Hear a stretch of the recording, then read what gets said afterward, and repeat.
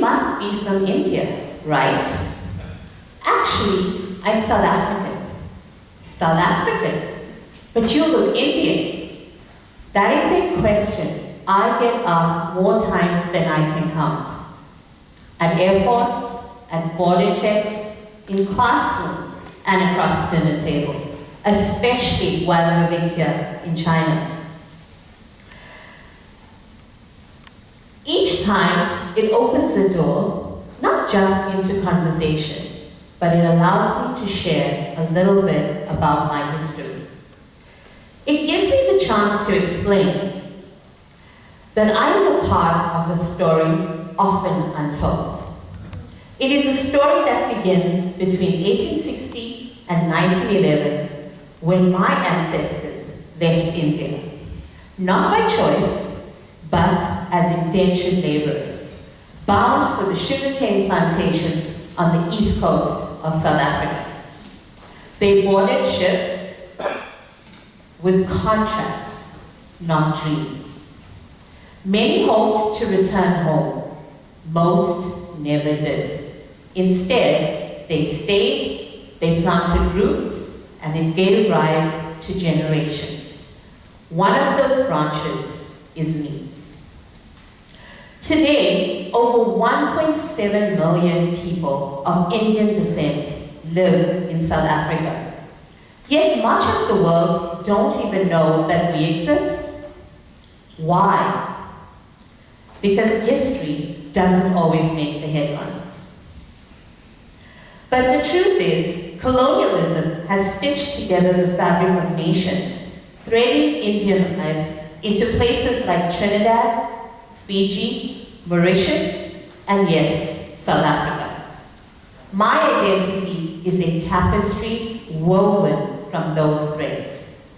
And so I belong to the world's largest diaspora, standing at the crossroads of continents, languages, and legacies. I can refer to this as my culture kaleidoscope. Like the twist of a lens, every interaction reveals a new pattern. Where are you from becomes more than geography. It becomes, what stories do you carry in your bones? What languages live in your voice? What customs do your ancestors pass down quietly in kitchens and in prayers? In this kaleidoscope, identity is not static. It is layered, fluid, and refracted. You see, I am South African. Yes, I am also ethnically Indian. I may speak English as my native language. However, all is not lost. I love eating curry and roti, and I do wear traditional Indian clothes for special occasions. This blending, however, isn't unique to me. It's the story of globalization, a force that began centuries ago with the voyages of discovery, powered by profit and conquest, but which left behind something much deeper: cultural exchange, culinary arts, and linguistic phonetics. An exchange that shaped the very fabric of all of our lives. Think about the last song you streamed, or the spices in your favorite meal. Think about the language that we're using right now, English. Each of it is a result of centuries of migration and cultural fusion. English became the lingua franca of the world, not by accident, but through empire, power, and the spread of the internet.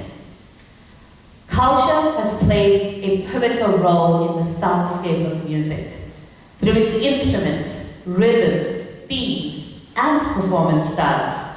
Each migrating community brought with it their unique traditions, their languages, and their histories. And all of that has echoed in music. African rhythms and instruments gave rise to jazz, blues, and reggae, while Latin American cultures have given rise to the vibrant sounds of salsa, samba, and tango. Globalization has made it easier for musicians to access and blend sounds from different regions in fusion genres like the ones we listen today: EDM, hip-hop, and world music. Just as music is shaped by culture, so too is the visual arts. Artistic styles, symbols, and techniques often reflect the stories and the heritage of a people. As individuals migrate, they bring with them their own artistic traditions, their worldviews, their enriching and creative practices that they bring to new communities. Similarly, globalization has shaped the culinary arts. Today, the mixing of culinary traditions has led to vibrant fusions. Think of sushi burritos or Korean tacos. These hybrids seamlessly blend ingredients together and techniques from around the world. Global trade has also made it so much easier for us to have ingredients from faraway places right in our own kitchens. We can get spices from anywhere in Asia, tropical fruits from South America. We can get cheeses from Europe. Social media and international travel have also assisted us with having culinary education and our cooking techniques and our food trends. Bringing it back to me, at first glance, I may appear to be somebody from the subcontinent of India. And, in essence, it is true. 5 generations before me, my ancestors came from India. But beyond that historical link, the similarities end. I have far more in common with my fellow South Africans of all races than I do with people from India. When I moved to China 8 years ago, I met a fellow teacher who was genuinely interested in Indian culture. He was so disappointed when he discovered that I couldn't share much about Hinduism or speak a single sentence in any one of India's 22 official languages. As a Christian, unfamiliar with many Indian traditions, I didn't meet his expectations. He jokingly called me a waste of an Indian. The old saying, "Don't judge a book by its cover," could not be more relevant, especially in my case and in many others. Living abroad as an expat for the past 8 years has strengthened this understanding for me. We should never assume about someone's nationality, background, or identity based solely on appearance.